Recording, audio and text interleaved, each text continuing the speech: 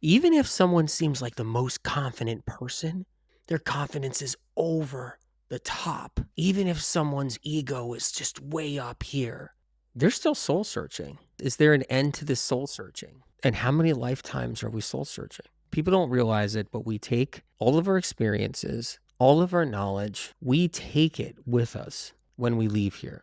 Because the physical brain isn't the only place that harnesses information. The neurons and the glial cells isn't the only place that's harboring information. The soul is harboring experiences and information. Our soul that resides here is harboring information from every single lifetime. I hope no one's offended if I even say that, because someone might say, no, there's only one lifetime. That's it. I pose a question to you with tremendous respect and no judgment. If someone believes it's only a one-time thing, we're here, we're gone, we have no soul. Everybody has their right to believe in anything they believe in.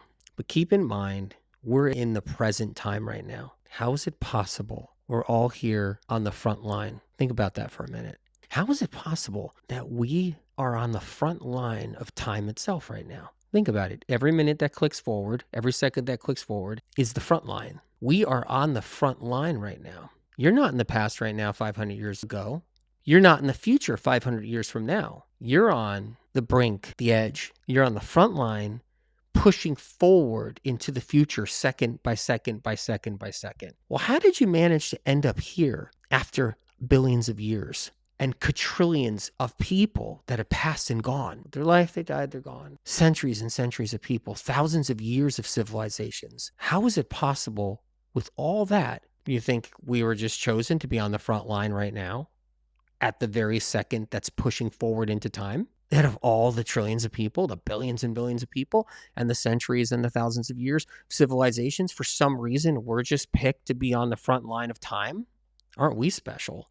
No, it's because we came around again, which means we've most likely been here before and before and before. Our soul carries information. You might not be able to tap into it and tap into your soul and the information that you've taken over from lifetime to lifetime. I've learned all this from Spirit of Compassion, by the way. You may not be privy to the information that's passed on over and over and over again, meaning into, boom, another body, your soul, you live a life, you get all these experiences in for information, you die, your soul contains that spiritual information, all that knowledge, and you may not be able to tap into it, but you think we're all here by chance, just by chance, with all those people who have been on this planet alone.